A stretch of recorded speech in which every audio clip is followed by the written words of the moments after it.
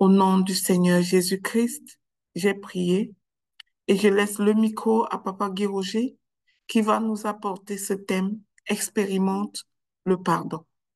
Que Dieu vous bénisse.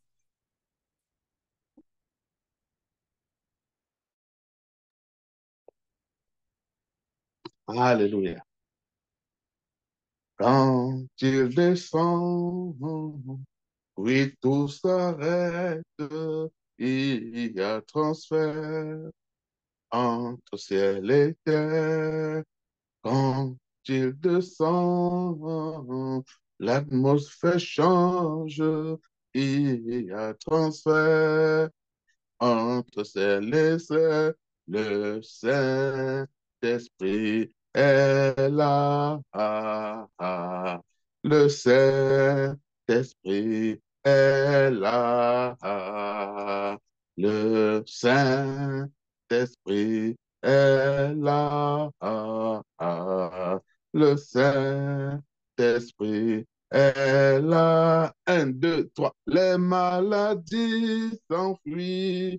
Les aveugles voient, les paralytiques sautent de joie.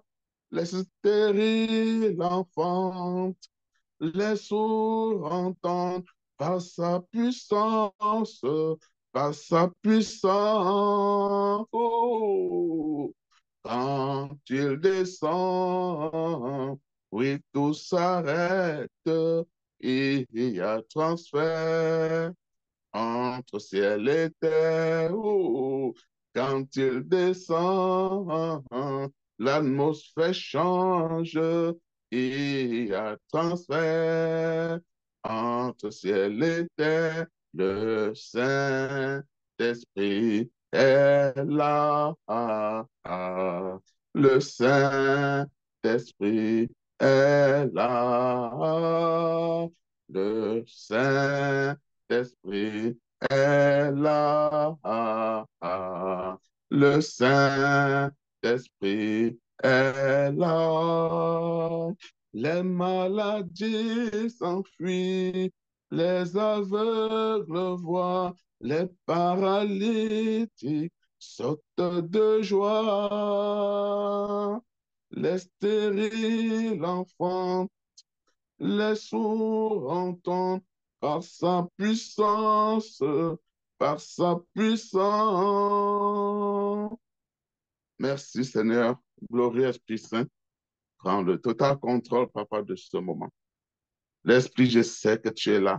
Descends, et quand tu descends, je sais que tout s'arrête, car il y a transfert entre ciel et terre. Contrôle les paroles qui sortiront de ma bouche, glorieux Esprit Saint. Contrôle les paroles qui seront relâchées par ma bouche, qui viennent de Dieu et relâchées par ma bouche ce matin pour ton peuple. Merci Seigneur, merci à tout ton peuple connecté. Que ton esprit remplisse cette salle par la nuit comme à l'époque de Jésus, comme à l'époque de l'Ancien Testament, Seigneur. Prends possession de tout ce forum, de toutes les familles ici connectées, de tous les enfants qui sont là, de ceux qui vont nous retrouver, Papa, afin que ton message, Papa, aille toucher un d'eux, Papa, afin que ton message, Papa, aille loin se loger dans le cœur de tes enfants. Ceux qui ont encore des pierres, des cailloux dans leur cœur, qui s'abstiennent, qui n'arrivent pas à se libérer, qui n'arrivent pas à pardonner, Papa. Que ce message, Seigneur, pour lui, pour d'aujourd'hui, soit pour cet enfant, soit pour cette personne aujourd'hui. Et qu'en tout temps, Papa, ce soit ton nom qui soit glorifié. C'est au nom puissant de ton Fils Jésus-Christ que je t'ai prié. Je te dis Amen, Amen, Amen. Allez, chers frères et sœurs, chers serviteurs audacieux, je suis content d'être avec vous ce matin. Je suis debout dans mon lieu d'enseignement. Quand j'enseigne debout, ça veut dire qu'il y a transfert entre ciel et la terre et ça veut dire que le moment est grave. Alors, mon frère et ma soeur, comment vous allez ce matin? J'espère que vous allez bien. J'espère que vous allez bien. J'espère que tout le monde va bien. Moi, c'est Guy Roger. Pour ceux qui ne me connaissent pas, moi, je suis Guy Roger et aujourd'hui, on va aborder un thème Très important. Le premier jour, nous sommes au 6e jour de notre jeûne, de notre prière. Le premier jour, sois un homme droit et juste selon le cœur de Dieu. Le second jour, c'était le Fils ne portera pas l'iniquité du Père. Le Père ne portera pas l'iniquité du Fils. Chacun est responsable. Le troisième jour, détourne-toi de tes transgressions. Quatrième jour, mange les fruits d'une repentance active. Hier avec Docteur Dorian, libère-toi de la culpabilité et vis. Et aujourd'hui, il faut que tu expérimentes quelque chose, le pardon.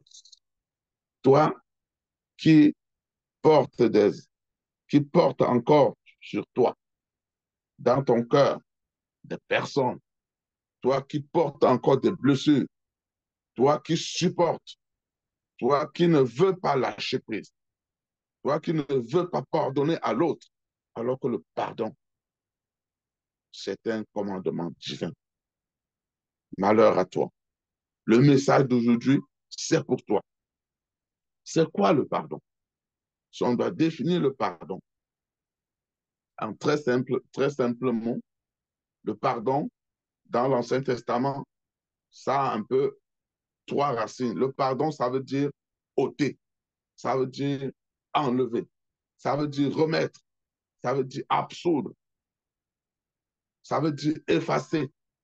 Et dans un autre sens, ça peut dire oublier. Généralement, Dieu est l'auteur du pardon. Dieu donne le pardon. Alors, à ce moment, s'il y a le pardon, si Dieu nous pardonne nos péchés, ça veut dire que c'est un pardon en auteur qui vient de quelqu'un d'autre, qui vient de notre Père. C'est un pardon vertical. Un pardon vertical. Et il y a le pardon horizontal qui est un pardon interpersonnel. Donc, entre vous et moi, ce sont des lois que le Seigneur nous a données. Et on peut le retrouver beaucoup plus dans le Nouveau Testament. Le pardon horizontal, c'est-à-dire le pardon entre nous, entre vous et moi. Supportez-vous, aimez-vous les uns les autres. Je vous ai parlé du pardon vertical. Dieu nous pardonne. Maintenant, quand c'est interpersonnel, ça veut dire que c'est nous qui nous pardonnons entre nous. Alors, ça, c'est le rôle vraiment du Nouveau Testament qui est venu nous enseigner avec les enseignements de Jésus, avec les enseignements de Paul. Ça, c'est venu nous enseigner comment devons-nous vivre en société pour éviter d'avoir un cœur lourd, d'avoir un cœur malade. C'est pour ça qu'au niveau du pardon horizontal, nous l'avons vécu beaucoup dans le Nouveau Testament et ça se manifeste en environ 5 étapes. Premièrement, il y a la prière du Notre Père, que dans laquelle Jésus nous enseigne, nous apprend comment prier et nous donne des instructions et nous donne des vraies instructions. Pardonne-nous nos offenses comme nous pardonnons aussi à ceux qui nous ont offensés. Ça peut se manifester également par une prière de foi. Alors, comment on peut le dire? Comment se manifester par une prière de foi? On va aller le lire un peu rapidement dans, je le cherche ici, je vais aller voir mon Nouveau Testament. C'est dans, voilà, c'est rapidement, cela c'est dans Marc chapitre 11, verset 25 à 26. Dans ce chapitre-là, il est dit, et lorsque vous êtes debout, faisant votre prière, si vous avez quelqu'un ou quelque chose contre quelqu'un, pardonnez d'abord afin que votre Père qui est dans les cieux vous pardonne aussi vos offenses. Ça, c'est le deuxième volet au niveau du pardon interpersonnel. Le troisième volet qu'on peut voir rapidement, je suis encore dans les définitions, c'est par exemple la question de Pierre sur le nombre de fois où nous devons pardonner. Alors, ça, c'est dans Matthieu 18, verset 21 à 22. Père, dis-nous, combien de fois dois-je pardonner mon frère qui m'a offensé? Alors, vous connaissez la parole, la réponse de notre Seigneur Jésus. Pas 7 fois seulement, mais 7 fois, 70 fois. Le quatrième volet, n'est-ce pas, du pardon interpersonnel entre l'un et l'autre, entre nous, c'est ça peut se voir dans la parabole du serviteur sans pitié. C'est dans Matthieu, chapitre 18, verset 23 à 35. On ne va pas lire tout ça. Rappelez-vous de ce serviteur qui devait 10 000 talents à son maître. Alors, son maître l'a convoqué et il lui a demandé de payer ses 10 000 talents. Il s'est couché au sol, il n'avait pas. Il a pleuré, il a dit, pardonne-moi, Père, donne-moi encore un peu de temps, je vais travailler, je vais te rembourser. Alors, le père, saisi de compassion, lui a dit, va, ta dette est remise. C'était 10 000 talents.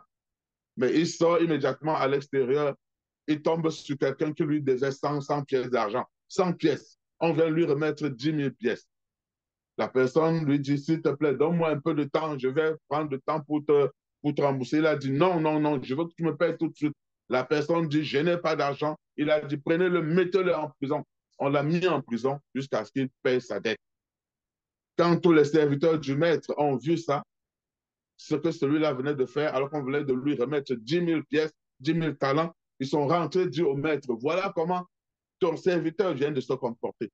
Alors, le maître l'a rappelé, il a dit, mais ce n'est pas moi qui t'a remis tes 10 000 pièces, mais voilà quelqu'un qui te doit seulement 100 et tu décides de l'enfermer. Alors toi, on le jette en prison jusqu'à ce qu'il finisse de payer les derniers sous. Alors, le dernier message dans la définition, ce message de répréhension, la répréhension fraternelle. Ça, c'était dans le Nouveau Testament, ça, c'est le 5e au niveau du pardon horizontal, donc ça, c'est interpersonnel. Là. Alors, le message de répréhension, c'est dans Matthieu, c'est dans Luc chapitre 17, verset 3 à 4. Faites bien attention à vous même. Si ton frère a péché contre toi, reprends-le et s'il reconnaît ses torts, pardonne-lui. S'il a péché contre toi 7 fois dans la journée et que 7 fois dans la journée, il revienne, te dise, j'ai eu tort, tu dois lui pardonner. Voilà un peu le type de pardon au niveau de pardon horizontal. Et on veut le pardon vertical tantôt. Notre message aujourd'hui, comment expérimenter le pardon. Mon audatrice, mon audateur, serviteurs audacieux, comme on le dit tout le temps, c'est maintenant que le message commence. Pour commencer mon message, je vais te raconter une petite histoire que j'ai lue quelque part. Sois bien attentif. L'histoire se passe, l'histoire se passe en RDC, en République démocratique du Congo. Vous savez que c'est un territoire en guerre.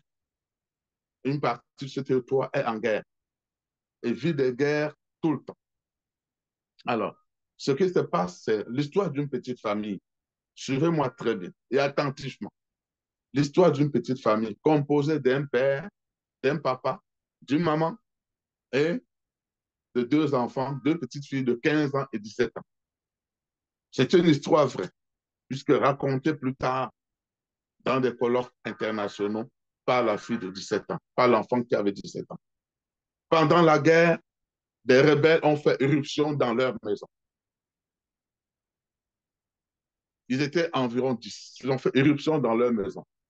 Ils ont commencé à tabasser les 2 petites filles, 15 ans et 17 ans, tabasser les parents. La mère s'est interposée quand ils étaient en train de bastonner, de violenter les petites filles de 15 ans et 17 ans. La mère s'y est interposée. Elle leur a dit, laissez mes filles, faites de moi tout ce que vous voulez, mais vraiment épargnez mes filles. Vous savez, en ce moment de guerre, quand ils entrent, c'est pour piller, violer les femmes. Alors, quand la mère a dit ça, le chef de gang, c'était un enfant de 17 ans. Lui, il a pris, cette fois-là, la mère, il l'a tabassée. Il a violé la mère devant le père et les enfants. Ils ont tué la mère. Ils ont violé Ils ont tabassé le père, ils ont violé la fille de 15 ans, on l'a laissée avec des déchirures, ainsi que la fille de 17 ans. Ils lui ont fait tout ce mal qu'ils pouvaient faire. Tabasser, le père était en agonie, et après ils sont partis. Le père est resté se débrouiller. Il s'est débrouillé, il a pu se lever, les enfants baignant dans le sang, la mère étant morte. Le père a pu se lever. Ils ont pu alerter, se débrouiller à prendre les enfants dans le baignant dans le sang, pour les amener à l'hôpital. On les a soignés. On les a soignés, mais ce n'était pas facile. Je continue mon histoire. C'était difficile pour cette famille. La mère était morte, battue par les 10 personnes. Les 2 filles ont été violées par 10 hommes, par les 10 hommes qui ont fait éruption dans leur maison. Violées et abandonnées à l'agonie. L'histoire continue, mes frères et sœurs. La mère est morte. Les voilà à l'hôpital. Après des examens approfondis, plus tard, on s'est rendu compte que l'enfant de 15 ans avait contracté le sida. On a pu quand même la sauver. On a vu quelques mois plus tard, on a vu qu'elle avait contracté le sida à la suite de ce viol collectif. Vous voyez ce qu'on peut avoir. La grande sœur, elle, quelques mois plus tard, elle s'est rendue compte qu'elle était enceinte. Elle portait un enfant à la suite de ce viol collectif. Vous voyez ce que ça peut faire dans la vie d'un homme. Maman étant décédée et ayant été tuée, papa tabassé. À la lumière de tout ça, papa a décidé, puisqu'on a pu le sauver, il a été guéri, il a décidé de se venger. Les 2 enfants ont continué à grandir. Ils étaient des chrétiens, ils ont décidé de ne pas avorter de cet enfant.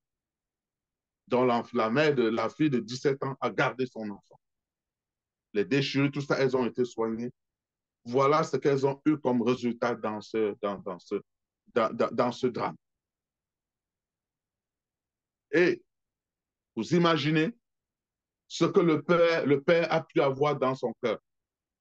Vous imaginez le traumatisme que ces 2 enfants ont pu avoir tout au long de leur vie. L'enfant de 15 ans a commencé à prendre des antirétroviraux pour le sida. Malheureusement, elle n'a pas pu tenir. Elle en a souffert pendant 5 ans. Et à l'âge de 21 ans, Dieu l'a rappelée. Elle est décédée de ce sida. Le père dans lui a gardé la vengeance. Imaginez-vous, sa sœur de 17 ans, elle a gardé la même haine. Elles ont décidé quand même de ne pas accoucher, d'accoucher, d'enfanter. Malgré que, en voyant l'enfant tous les jours, vous êtes d'accord avec moi, ça devait lui rappeler la scène qu'elles ont vécue. Leur mère ayant payé le prix fort, sa petite soeur ayant payé le prix, elle-même ayant un enfant en main qui est l'enfant issu d'un viol, d'une tragédie.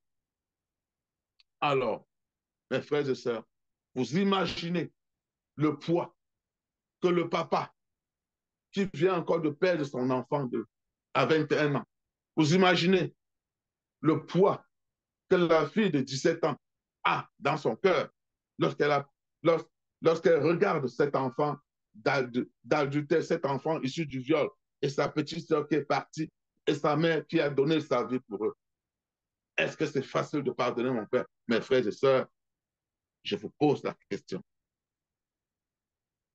C'est ce que cette famille a vécu. Et il y a donc, mes frères et sœurs, dans la vie, des gens qui ont vécu des choses aussi atroces comme cette famille, des choses impossibles, des choses de cruauté, des atrocités. Mais à un moment donné, il faut pardonner. Ce n'est pas facile, mais on devrait pardonner. Elle devrait pardonner. Si c'est vous, est-ce que vous pouvez pardonner? Ça doit être difficile. Mais il faut, pour un processus de vie, pour continuer à vivre, il faut pardonner. Il faut pardonner. Je continue mon histoire. Elle a grandi. Elle est allée faire des études universitaires. Et finalement, elle a eu ses diplômes. Elle a trouvé un mari. Et ils se sont mariés. Cet homme a accepté de la prendre chez lui avec cet enfant du viol. Elle ne lui avait pas raconté vraiment l'histoire. Elle ne lui avait jamais raconté ce qu'elle avait vécu. Parce que pour elle, le poids qu'elle portait dans son sein, dans son cœur, c'était trop lourd. Il ne fallait pas réveiller des morts. Pour elle, trouver un mari et se marier, c'était une façon pour elle, n'est-ce pas, de pouvoir oublier ce passé.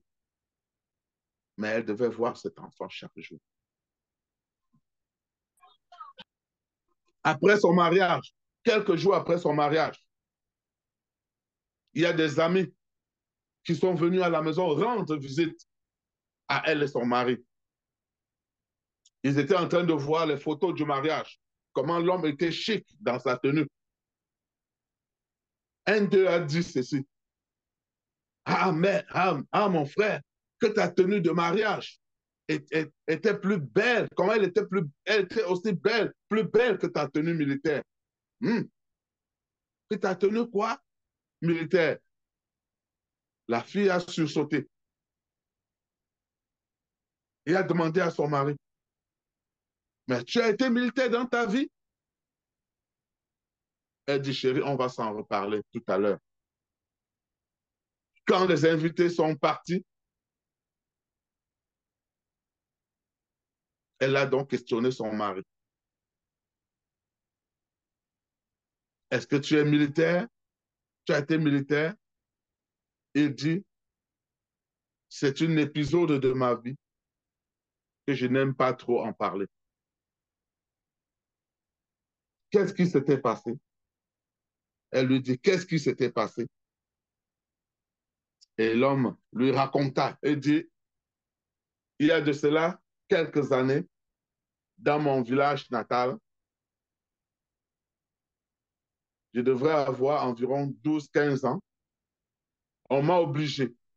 Il y a l'armée rebelle qui est venue dans notre quartier. Ils ont fait le rafle. Ils nous ont obligés de nous enrôler dans leur armée.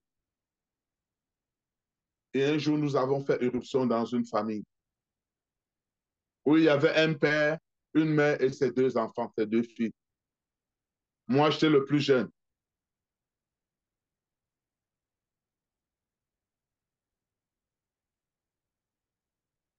Nous avons tabassé la famille. La mère s'est interposée pour dire parce qu'on voulait, je voulais qu'on viole ses filles. Elle s'est interposée, mais elle a été battue, tuée, et nous avons violé les filles et nous avons laissé dans un bain de sang. La fille a sursauté. Voilà que quelqu'un, elle s'est souvenue donc il est parmi les 10 hommes qui ont tué ma mère. Donc, elle se retrouve subitement en face avec son assassin. Elle a épousé son assassin. Là, non, pas, elle a épousé l'assassin de sa mère. Elle a épousé son violeur d'enfance. Elle a épousé l'assassin de sa sœur, puis sa sœur est morte du sida. Mais elle se dit encore en elle, mais ma sœur est morte du sida.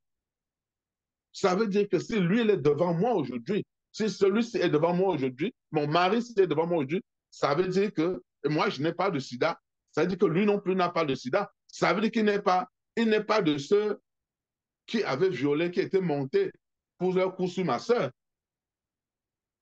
Ça veut dire que potentiellement, c'est lui le père de mon enfant. Oui, parce qu'elle n'a pas le sida. Ça veut dire qu'elle est parmi ceux qui sont montés sur elle pour qu'elle ait cet enfant adultère. Ça veut dire que lui, elle est comme ça devant le père, peut-être le père de son enfant. Vous vous rendez compte, mes frères? C'est venu réveiller en elle l'histoire. La douleur qu'elle a vécue toute sa vie, qu'elle a portée. Elle pensait que c'était derrière elle, mais elle épousait son assassin.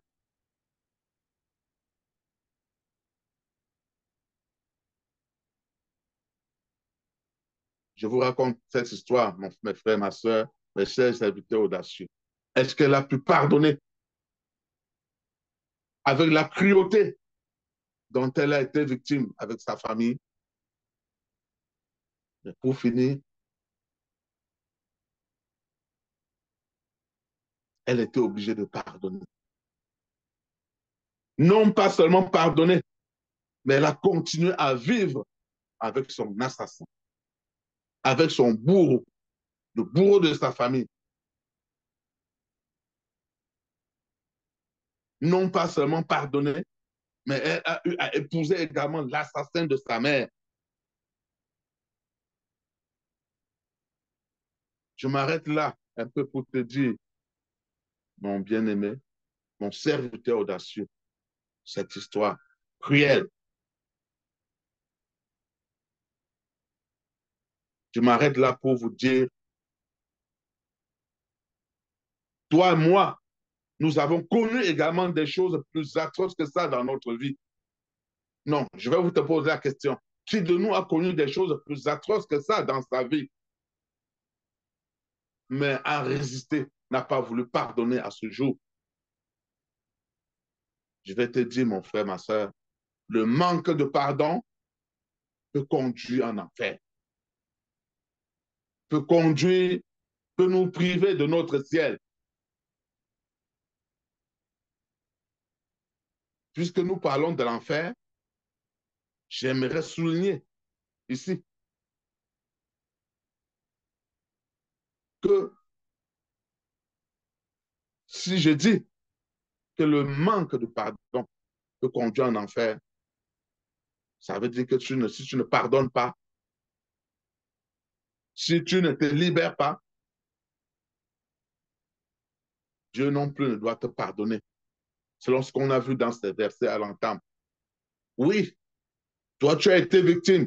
Moi, j'ai été victime des mauvais traitements. On t'a fait du mal, comme on vient de faire à cette jeune fille. Mais malheureusement, parce que tu as refusé de pardonner, Dieu peut facilement également refuser de te faire accéder à son royaume.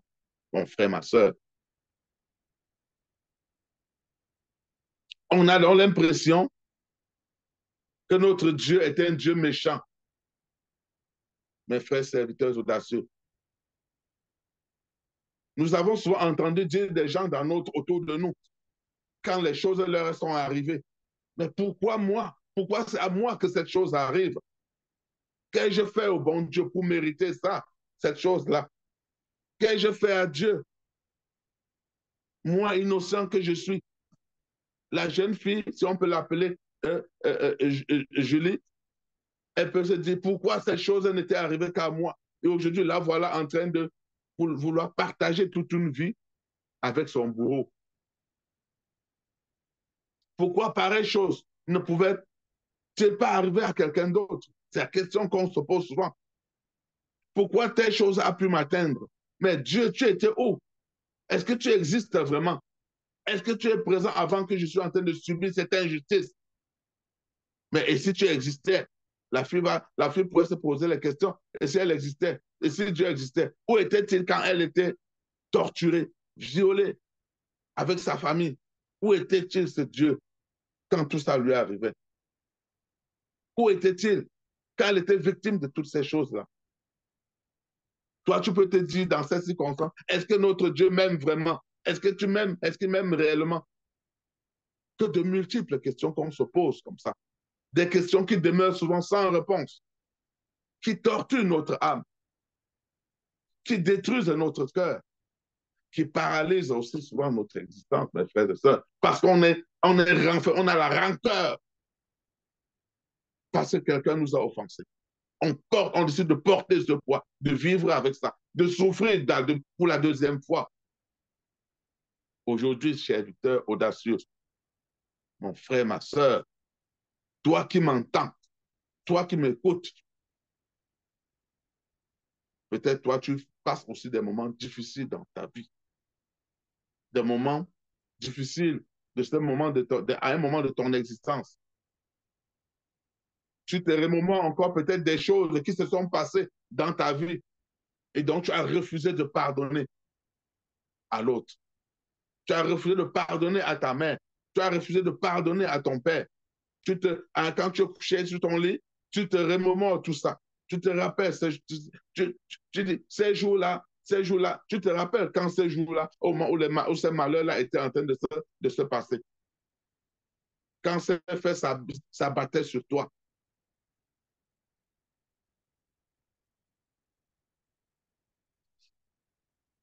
Ce que beaucoup ne savent pas, chers frères et sœurs, c'est que oui, souvent tu as envie d'oublier ces circonstances-là. Tu as envie d'oublier.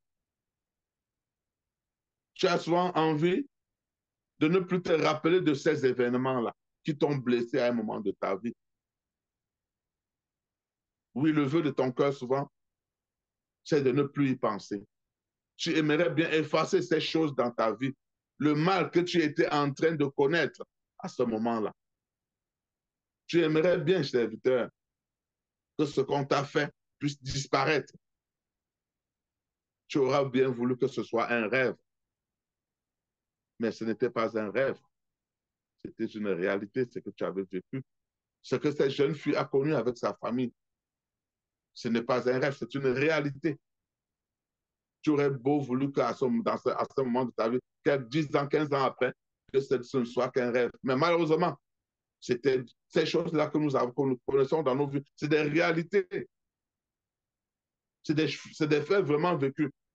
Donc, nous avons vécu dans notre histoire, à un moment de notre vie. Et tu poses toujours la question souvent à ce moment-là, pourquoi est-ce que ça m'était arrivé? J'ai vu des gens parfois, mes frères et sœurs, qui ont refusé de pardonner.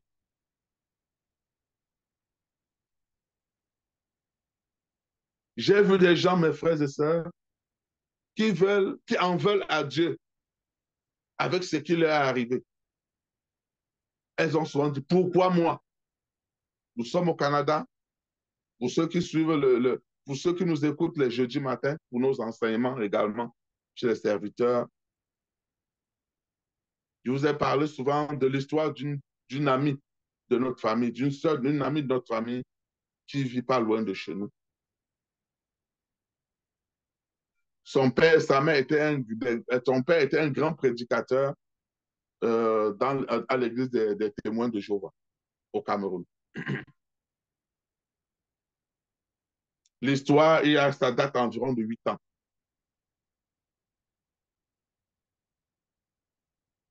Mais un dimanche, pendant qu'il rentrait du culte, il rentrait de prêcher, il avait sa femme avec lui. Sa femme était derrière la moto.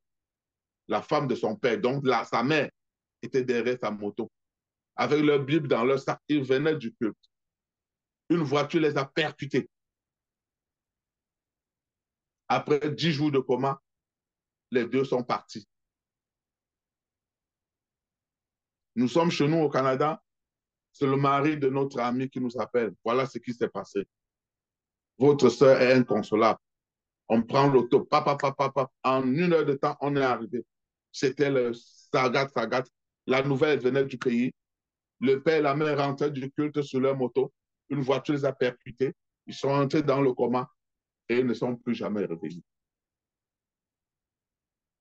Depuis ce jour, ça fait aujourd'hui environ 10 ans. Cette amie, qui était notre amie, a quitté l'église. Je vous dis, elle a quitté l'église. Parce qu'elle dit toujours, pourquoi Dieu était où? Qui était? Pourquoi Dieu a laissé que ça se passe? Est-ce que son père et sa mère n'étaient pas ses serviteurs? Est-ce qu'ils n'étaient pas ainsi en train de retourner? Ils ne rentraient pas ainsi pour acheter des âmes. Pourquoi c'est à elle? Pourquoi ça s'est abattu que sur elle? Elle a quitté l'Église et elle a quitté l'Église. Aujourd'hui, elle est plutôt traditionnaliste. Les défenseurs de la tradition, des coutumes ancestrales dont Jésus est venu abolir. Ça, c'est ce qu'elle pratique aujourd'hui. Nous étions en Côte d'Ivoire, mes frères et sœurs, au mois de juillet. Nous sommes allés au culte du révérend Raoul Wafo, que beaucoup d'entre vous connaissez. Nous sommes allés dans son culte le dimanche, c'est le 21 juillet. On a posté les images effectivement sur les réseaux parce qu'on était tellement contents d'avoir été bénis par lui pendant son culte. Il est venu pendant la conférence de nous donner une formation leadership avec sa femme pendant au moins 2 heures de temps. J'ai posté ça sur les réseaux sociaux. C'est Lina qui a attiré mon attention après. Notre amie dont je vous parle, elle est allée en bas, elle a mis un commentaire de Facebook. Elle a dit, êtes-vous arrivé jusque là? Ça, c'est ce qu'elle avait mis en bas. Êtes-vous arrivé jusque là? Hey, comprenez? Elle a quitté l'église parce qu'elle se plaint de Dieu. Elle critique Dieu. Ce Dieu qui a fait que c'est par exemple pourquoi c'est à elle que ça s'est passé. Elle aurait peut-être voulu que ce soit chez une autre personne. Elle est allée en bas de commentaires et dit, jusque-là, c'est ça, mes frères et sœurs, vous devez fermer vos oreilles quand vous avez accepté de donner votre vie à Dieu, de le suivre. On ferme les oreilles et on avance. Que rien, dites avec moi, rien, que rien ne vienne vous toucher votre foi pour vous amener à douter de là où vous êtes en train d'aller quand vous avez attrapé la robe, quand vous avez attrapé le sang de notre Christ. Comme la femme qui perd de sang, elle a dit, je peux toucher. Nous, là, moi, j'ai dit, je mets souvent cette image dans la tête. J'ai accroché. Moi, je me mets l'image dans la tête. Je suis tombé au pied de Jésus-Christ. J'ai attrapé ses pieds-là. J'ai signé sur ça pour qu'il ne bouge pas. Ça, c'est l'image que je me fais de lui chaque jour. Que personne, serviteur aux assassins, que personne ne vienne vous détourner de notre chemin. Personne. Curieusement, une semaine après, nous sommes passés par la Belgique. On est arrivé au Canada. Je suis allé encore vraiment pour regarder le message qu'elle avait écrit. On a vu qu'elle était allée supprimer le message. Aujourd'hui, elle est traditionnaliste. Je vais prendre, c'est un des exemples que je prends comme ça. J'ai essayé de prendre l'exemple, c'est pas cacher l'exemple de Florence, qui doit être là connectée maintenant. Nos serviteurs audacieux du réseau Tatron chante également. Elle nous a fait le témoignage ici. Elle a fait 7 ans sans parler avec sa mère. 7 ans. Parce qu'elle avait des rancœurs, des choses dans le cœur serré. Je ne vais pas pardonner. Non.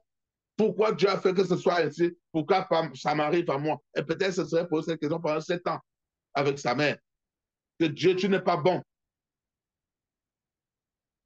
Mais grâce au message, grâce aux serviteurs audacieux, grâce aux enseignements, grâce à sa reconversion, elle a lâché prise.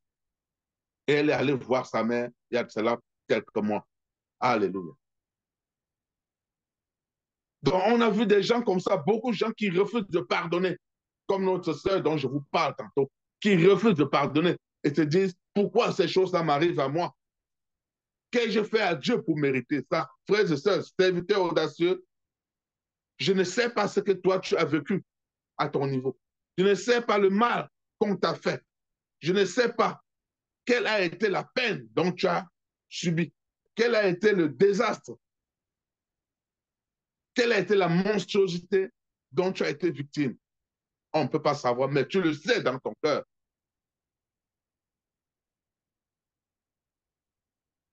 Mais Dieu peut t'aider à changer les choses. Oui. Il y a des gens qui vont en enfer parce qu'ils en veulent à Dieu, justement. Ils s'en prennent contre Dieu. Ils s'en prennent à Dieu. Ils disent c'est la faute de Dieu, comme notre ami dont je vous parle. Pourquoi il a permis que ça arrive à mes parents? Cette fille dont je vous ai parlé tantôt, elle se serait dit, pourquoi est-ce que j'ai permis? Pourquoi est-ce que toi, tu as permis ça? pourquoi je n'étais qu'une gamine, pourquoi ma virginité a été attaquée, celle de ma soeur attaquée, elle en est morte. Pourquoi, Seigneur, tu as permis cela à une innocente que j'étais? Mais elle a pardonné pour avancer. Je m'en vais te dire, mon frère, ma soeur,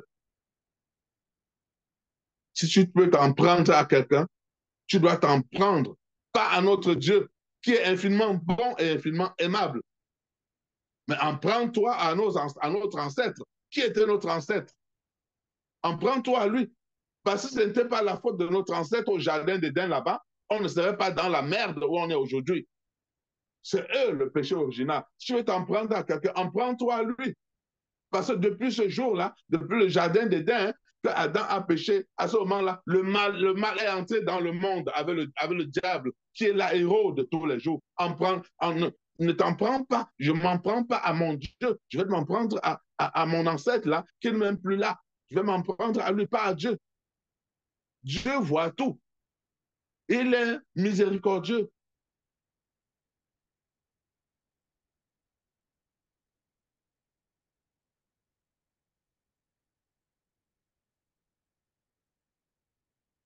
Alors, quand Dieu lui avait dit, tu mangeras par la place au milieu du jardin, il lui a donné comme instruction, tu ne toucheras pas. Tu mangeras de tout sauf ce que j'étais, le fruit, l'arbre que j'ai placé au milieu.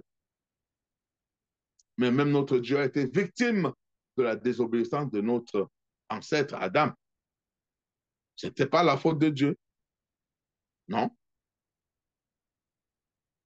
Toi, tu dis non, c'est Adam qui avait péché. Ce n'est pas moi. Oui, c'est ça. Dieu demeure, notre Dieu demeure juste. Il demeure juste. Depuis les 5 jours d'enseignement, vous voyez, on est en train de toucher les versets d'Ézéchiel. Parce qu'Ézéchiel, il prophétisait. Dieu dit, va dire ceci à mon peuple. Moi, ils connaîtront là que je suis le Seigneur, l'Éternel. J'ai donné mes instructions, ils n'ont pas su. Va leur dire que je vais les frapper. S'ils ne changent pas, je vais les frapper. Et il tenait à sa parole. Et Dieu est tout demeuré juste. Mais il nous a toujours laissé le temps pour nous, n'est-ce pas, de changer, de pardonner. Peu importe le mal qu'on t'a fait, mon frère. Si tu as été violé 10 fois par 10 hommes, si on a assassiné ta femme devant toi, ou on a assassiné tes enfants devant toi, ce n'est pas facile. On t'a violé face à ton père, on t'a déçu, on t'a volé de l'argent, on t'a blessé.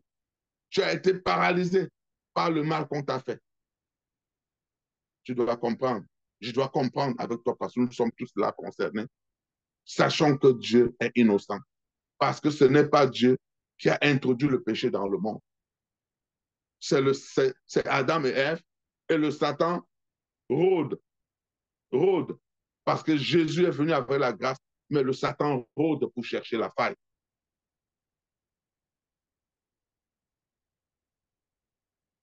Si on doit s'en prendre à Dieu et refuser de pardonner, certains, on se retrouvera en enfer.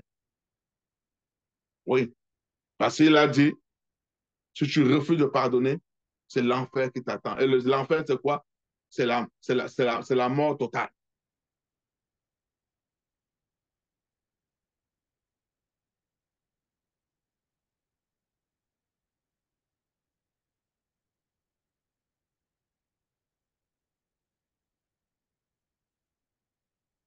Je vais pas terminer sans vous dire, chers frères et sœurs, qu'aujourd'hui, nous devons aider les victimes de plusieurs, ceux qui ont été victimes aussi de plusieurs déceptions. Et ces personnes, parmi lesquelles toi et moi, nous avons une épée Damoclès sur notre tête. Parce que notre cœur a été blessé à un moment donné. Et nous avons eu le mal de pardonner. Le danger qui pèse encore sur nous à ce moment-là, c'est la possibilité d'aller en enfer si nous refusons de pardonner à l'autre.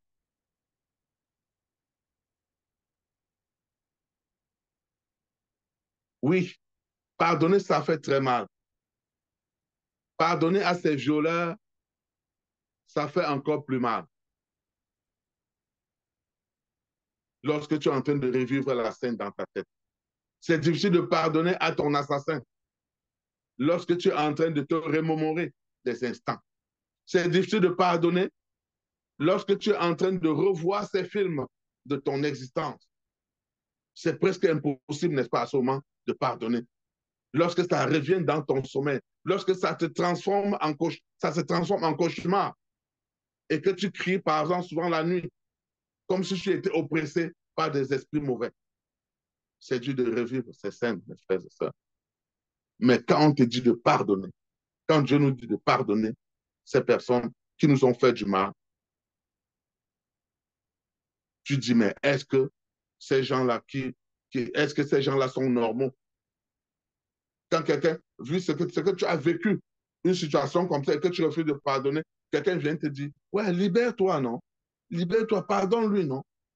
On a souvent tendance à dire, mais celui-ci parle de quoi? Est-ce qu'il sait ce que j'ai vécu? Est-ce qu'il sait ce que j'ai vécu? Si on pouvait te mettre à ma place, tu ne devais pas boire cette coupe-là. C'est facile de dire pardonner, pardonner. Oh, c'est ce que nous, on va, peut-être c'est ce que nous répondons souvent à ces personnes-là qui nous disent, ouais, lâche prise, non? Lâche prise. Il y a également des gens qui n'ont jamais fait le moindre mal, mais qui est facile pour eux seulement. Donc, c'est facile pour eux de dire seulement, il faut pardonner, pardon. Mais eux, à leur niveau, justement, ils n'ont jamais rien ressenti de douloureux. Mais c'est toi qui as porté le poids à un moment donné, qui sait ce que tu as vécu et qui sait, parce que le pardon, c'est un processus. On ne dit pas seulement, oui, je te pardonne. C'est un processus. Parce qu'il faut une guérison depuis le fond.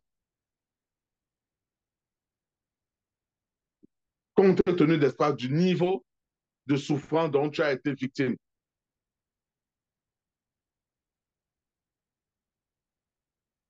Rien n'est facile. Mais peu importe le mal qu'on t'a fait, mon frère, ma soeur, sache que les autres ont connu peu, peut-être très pire, plus pire que toi, pire que ce que tu ressens. Alors, écoute attentivement ce que je vais te dire. Le pardon, c'est une recommandation divine. Oui, c'est une recommandation divine. N'oublie pas ce que je vais te dire là maintenant. Refuser de pardonner aux autres leurs péchés ou bien ce qu'ils t'ont fait est un danger contre toi-même. Et refuser de pardonner aux autres le mal qu'ils t'ont fait est un péché, comme on a vu tantôt. Le refus de pardonner est un péché. On peut aller le lire dans Luc chapitre 6, verset 12 à 13. On va le voir rapidement tantôt. Où Dieu dit, pardonne-nous nos péchés comme nous pardonnons aussi. Ben oui. Donc le pardon, c'est une recommandation divine. Et celui qui refuse de pardonner aux autres le mal qu'ils l'ont fait, là, c'est un péché. Or, nous savons que tous, que le péché mène à quoi? Le péché mène à la mort. Le péché mène à l'enfer. Donc l'enfer, c'est la mort. Donc si nous refusons de pardonner à l'autre, nous savons ce qui nous attend aussi après.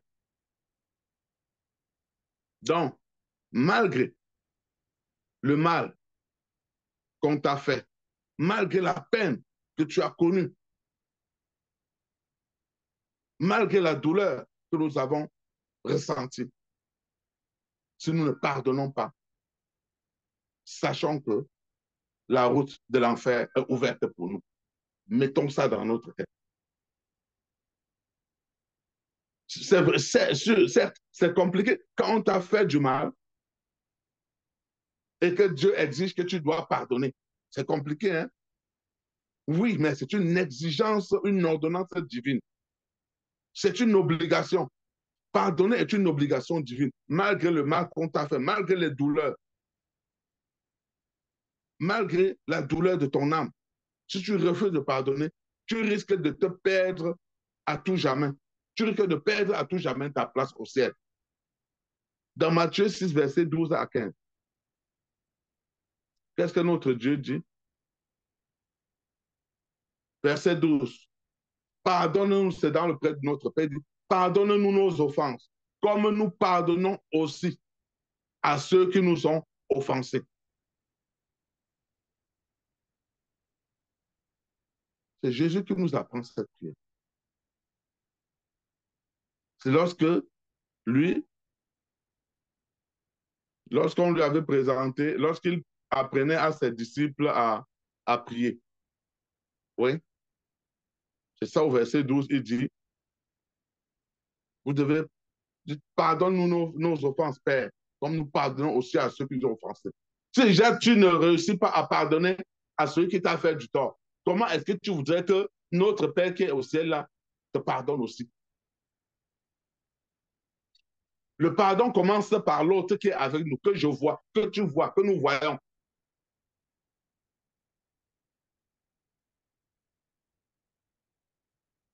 Et Jésus a mis dans le Notre Père la séquence du pardon. Pardonne-nous nos offenses, comme nous pardonnons aussi à ceux qui nous ont offensés. Après, il dit, ne nous soumets pas à la tentation. Et au verset 14, il dit, si vous pardonnez aux hommes leurs offenses, votre Père céleste aussi vous pardonnera. Donc, tout commence par nous qui nous voyons là physiquement. Si nous faisons à l'autre ce que nous on veut que Dieu nous fasse, alors Dieu va nous exaucer. Mais le verset 15 va plus loin. Mais si vous ne pardonnez pas aux hommes, votre Père ne vous pardonnera pas non plus vos offenses. C'est compliqué ça. Et ça veut dire beaucoup. Mais si vous ne pardonnez pas aux hommes, votre Père ne vous pardonnera pas non plus vos offenses. Vous entendez ici, mes frères et sœurs, ce n'est pas moi qui en parle, c'est la lecture, la parole de Dieu. Ce n'est pas moi qui le dis. La Bible dit, si vous ne pardonnez pas aux hommes, la Bible n'a pas dit, si vous ne pardonnez pas aux anges, si vous ne pardonnez pas aux animaux, mais si vous ne pardonnez pas aux hommes, à vos semblables, les hommes au pluriel, si vous ne pardonnez pas à vos semblables qui vous ont fait du mal, Dieu même ne va pas te pardonner. Dieu nous demande donc de pardonner parce que si nous ne pardonnons pas, nos propres péchés ne nous seront pas pardonnés.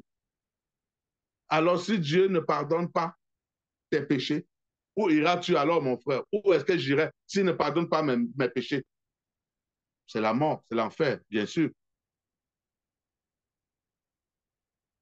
Je sais, mon frère, ma soeur, que tu souffres. Je sais que tu as mal. Mais la Bible dit que tu dois pardonner. La Bible dit nous devons pardonner. La Bible dit, mon frère, ma soeur, tu dois pardonner. Nous savons que nous avons mal dans tout ce qui nous arrive dans notre vie. Parce qu'on vit des situations souvent impossibles. Mais Dieu me dit à moi, Guy Roger, tu dois pardonner. Oui, ma soeur, mon frère, tu dois pardonner.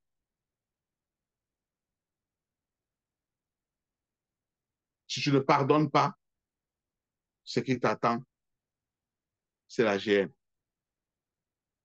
Rappelez-vous, un jour, l'apôtre Paul a demandé à Jésus, mais Jésus, combien de fois dois-je pardonner alors? Puisque tu nous demandes de pardonner, sinon on ne peut pas hériter du royaume. Dans Matthieu 18, verset 21 à 22. Verset 21. Alors Pierre s'approcha de lui et dit, Seigneur, combien de fois pardonnerai-je à mon frère lorsqu'il péchera contre moi?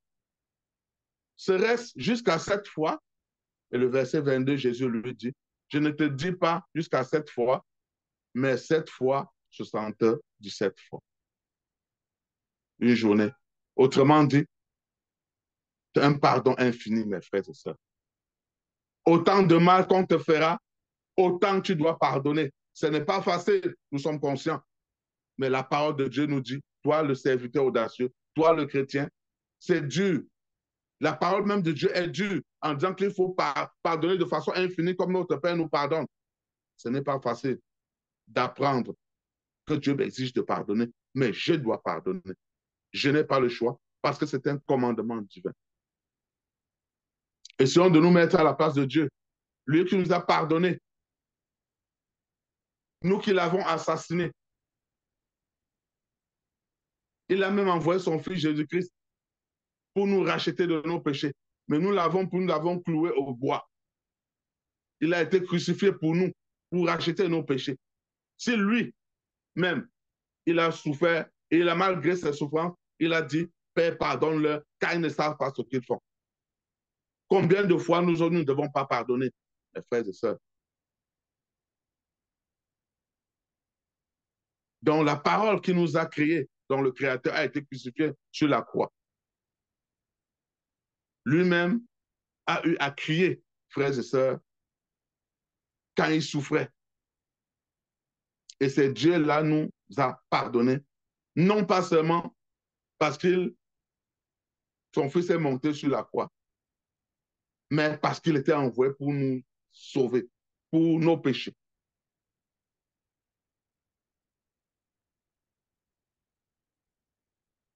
Jésus a été miséricordieux jusqu'au moment de rendre l'âme.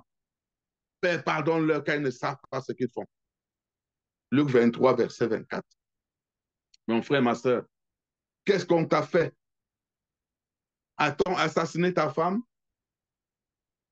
A-t-on volé dans ta maison? Quel mal t'a-t-on fait? Exprime le pardon. Libère-toi. Oui, tu dois pardonner. Car le pardon, c'est la puissance qui libère.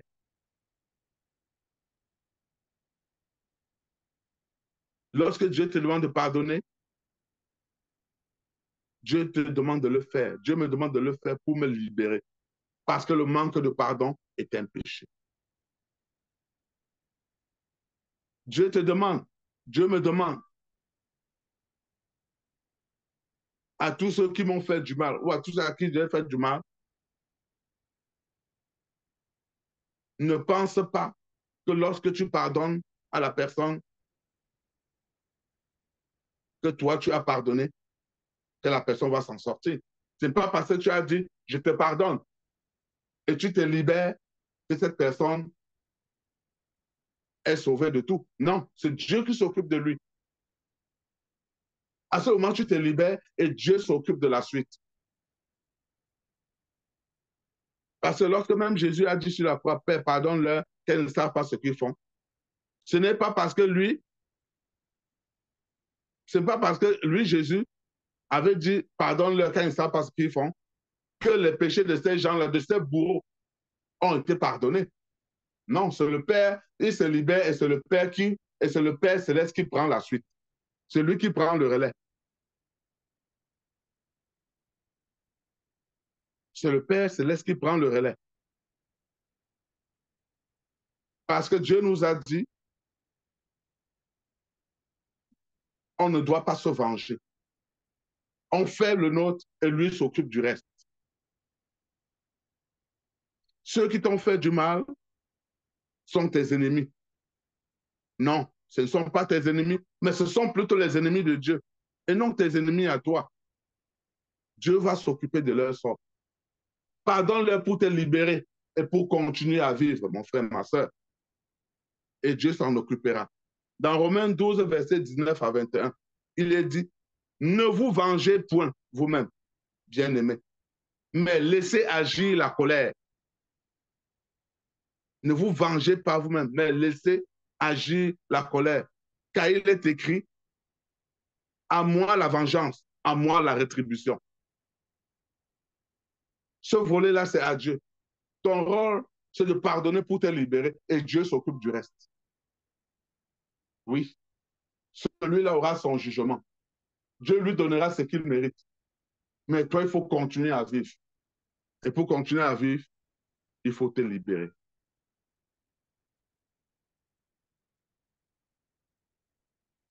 Ça veut dire, mes frères et sœurs, toi et moi, nous ne pouvons pas être vindicatifs. On doit pardonner. Nous ne pouvons pas venger. On va laisser à Dieu notre vengeance.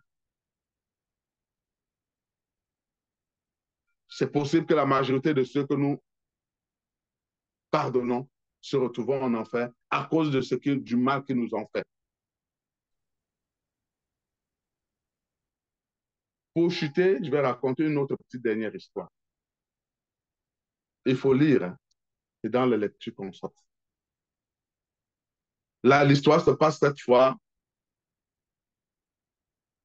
au Rwanda.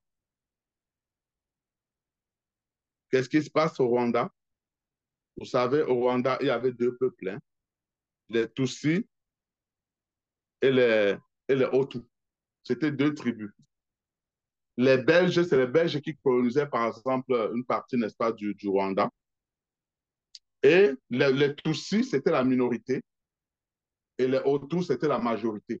Mais comme d'habitude, c'est la petite minorité qui gouvernait, qui opprimait la majorité. Et cette minorité était accompagnée par les Belges, qui les soutenaient dans leurs exactions et dans leur gouvernance. Est venu maintenant le moment où les Belges sont partis. Maintenant, les deux peuples, les deux populations, tous et les Hutus devaient maintenant vivre ensemble. Et quand les Belges sont partis, les Hutus se sont rappelés des exactions qui ont été commis par les Tutsis avec l'appui des Belges quand ils étaient au pouvoir, quand les Belges étaient là. Ce qui fait que c'est une haine qui s'est implantée là-bas. Et vous avez entendu parler du génocide en 1980. Il y avait donc une famille, le père et la mère et leurs petits-enfants. Le père et la mère, c'était des fonctionnaires des Tutsis. Mais ils avaient pu avoir une, une ménagère, comme on dit chez nous en Afrique, une bonne. Mais la bonne, elle, était Hutu. Tout se passait très bien. Il n'y avait jamais eu de problème. Mais les problèmes ont commencé seulement le jour où les Belges sont partis et maintenant les deux populations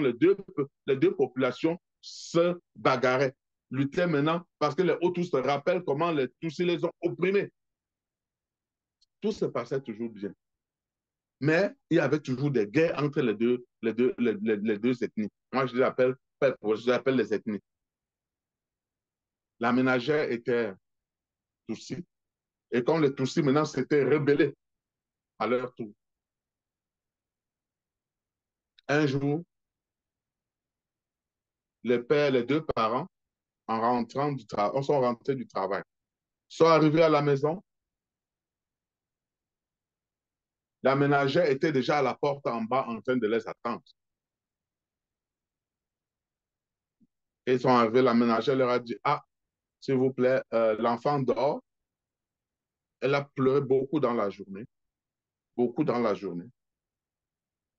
Et j'ai dû faire tout ce que je pouvais faire pour qu'elle puisse dormir. Donc, ne la réveillez pas, laissez-la dormir jusqu'à ce qu'elle va peut-être se réveiller. Elle avait préparé le repas, elle dit, j'ai préparé le repas, une bonne viande, tout est fait, c'est à table. Les parents entrent à la maison.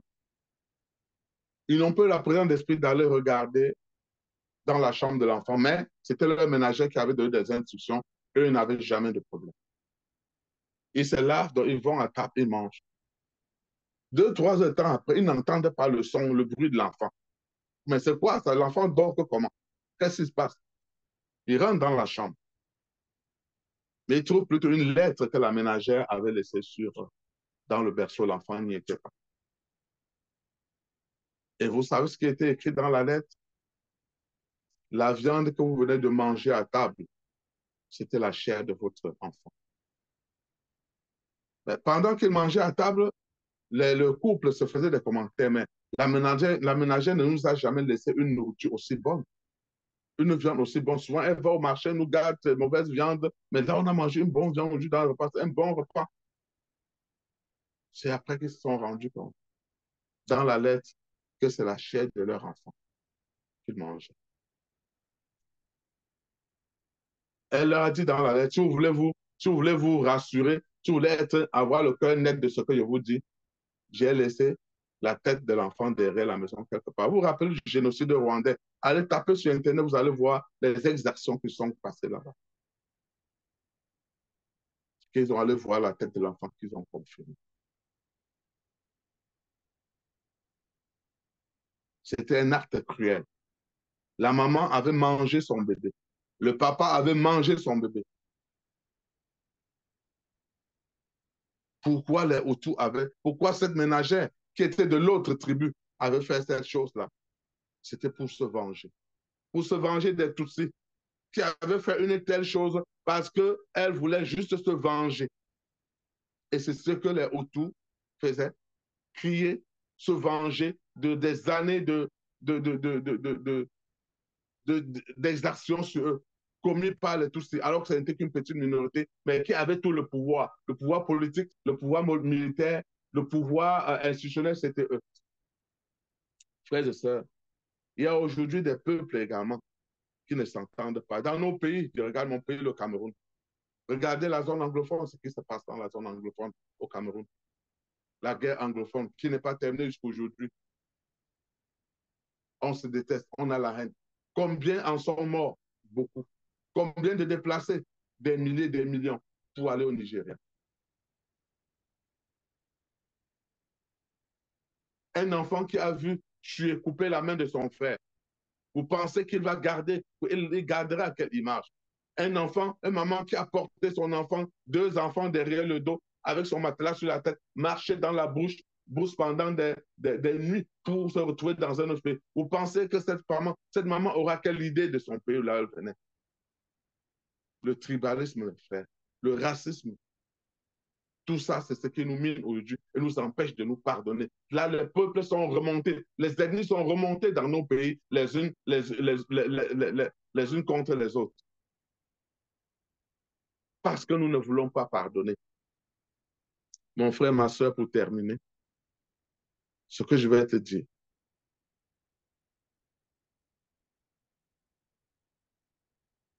avec les exemples que je viens de prendre tantôt, nous devons nous rassurer que le mal qu'on a eu à nous faire, qui est atroce, que ce que tu viens d'entendre ou d'écouter aujourd'hui, quelle que soit la situation dans laquelle tu es, tu dois pardonner. Le pardon est une puissance qui libère. Le pardon est une puissance qui libère ton cœur du mal qu'on t'a fait. La blessure intérieure est profonde, certes, mais à la croix, notre Seigneur a donné sa vie pour nous. Le sang de Jésus nous libère. La Bible dit, c'est par ces meurtrissures que nous sommes guéris. Christ a été blessé à la croix pour toi, pour moi, afin que nous soyons guéris de nos blessures. La blessure intérieure est une plaie qui guérit par le sang de Jésus. Oui, mon frère, ma soeur. La blessure intérieure, c'est une plaie qui trouve la guérison miraculeuse dans le sang versé sur la croix par l'agneau. L'agneau immolé, qui ôte les péchés du monde. L'agneau immolé. Par ces meurtrissures, nous sommes guéris. Ésaïe 55. Nous sommes guéris de quoi? De nos blessures intérieures, du mal qu'on nous a fait, de la douleur de ton cœur. Donne la douleur de ton cœur à Jésus. L'expression malheureuse de ton âme, remets-le à notre Seigneur. La plaie de ton âme, présente-la à Jésus. Oui, Jésus-Christ va te guérir. Il va me guérir. Mais il faut que je pardonne. Il faut que tu pardonnes. Ce n'est pas facile. Dieu le sait. Mais alors libère-toi, libère ton cœur du mal que tu as. Demande pardon. Et toi qui as fait du mal aux autres, va demander pardon. Si tu ne demandes pas pardon, si tu ne reconnais pas que tu avais fait du mal à ton prochain, Dieu ne te pardonnera pas. Parce que la Bible dit, dans Matthieu 5, verset 23 à 24. Si donc tu présentes ton offrande vers l'autel et que là tu te souviennes que ton frère a quelque chose contre toi, laisse ton offrande devant l'autel et va d'abord te réconcilier avec ton frère. Puis viens présenter ton offrande. Ça veut tout simplement dire que ne cherche pas à faire plaisir à Dieu sans mettre sa parole en pratique. Ne cherche pas à faire des sacrifices à Dieu sans demander pardon à ton prochain. Dis à ton frère pardon. Dis à ta soeur pardon. Si je veux, si toi tu peux, si tu veux que Dieu te pardonne, si je veux que Dieu me pardonne, parce que Dieu refusera mon offrande, parce que Dieu refusera ta dîme, si tu n'as pas un cœur léger, Dieu refusera ta dîme. Dieu refusera ce bien que tu viens faire pour les orphelins. C'est tant que je ne marche pas. Tu ne marches pas sur le chemin de la sanctification. Ce que tu viens faire pour voiler ces yeux-là, il n'acceptera pas, il n'agréera pas. C'est pour ça que beaucoup de chrétiens se convertissent, mais ils fuient la réparation de leurs actes. Beaucoup, nous cherchons à aller au ciel, mais sans aller demander pardon à ceux dont nous avons offensé. Frères et sœurs, la Bible te dit, va te réconcilier avec ton prochain. Arrête d'emmener ton offrande chez les pasteurs. Arrête d'emmener tes dîmes à l'église. Arrête de bénir les orphelins avec ton argent si tu n'as pas pardonné. Si tu ne vis pas une vie de sanctification, arrête avec tes dons que tu fais à l'église, aux organismes. Ça, c'est juste pour soulager ta conscience. Va demander pardon à Dieu et marche comme lui te demande. C'est le message que Dieu nous laisse ce matin. Expérimentons la puissance du pardon véritable et nous verrons. Notre cœur s'allégera. Nos blessures émotionnelles disparaîtront. Si nous ne voulons pas aller en enfer, remettons-nous, allons demander pardon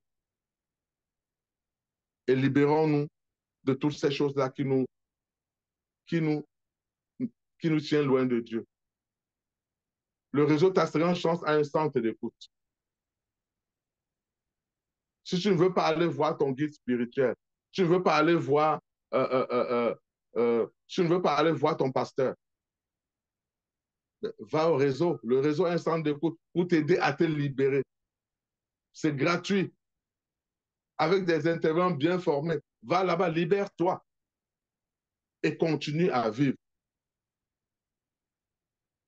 Continuons à vivre, chers frères et sœurs. Merci, ça a été long, mais il fallait qu'on y arrive. En résumé, mon frère, ma sœur, le pardon, quand on a parlé de long en large, le pardon est une puissance qui libère. Oui. Le pardon est une commandement, est une recommandation divine. C'est une puissance qui libère, c'est une recommandation divine. Et nous ne devons pas manquer de faire cela. Le manque de pardon peut conduire à l'enfer. Soyez abondamment bénis. Maintenant, on va prier pour terminer. Éternel Dieu de bonté, Dieu de gloire. Merci, Papa, pour le message que tu as donné pour ton peuple ce matin. Merci, Papa, pour ton enfant qui t'a compris ce matin, qui ne m'a pas écouté, mais qui t'a écouté à travers ma voix. Merci de l'accompagner, Papa, dans ce processus de libération de son cœur, de libération de son âme, de libération, Papa, de tout ce qui l'attache loin de toi. Père, qu'en tout temps, ce soit ton nom qui soit glorifié. Ouvre leurs yeux, Papa, ouvre nos yeux. Montre le chemin. Délivre-nous, Papa. Accompagne-nous par ton Esprit Saint et soutiens-nous, Papa, juste dans cet effort de libération. Ce sans quoi, Papa, nous n'hériterons pas. Nous n'hériterons pas la vie éternelle.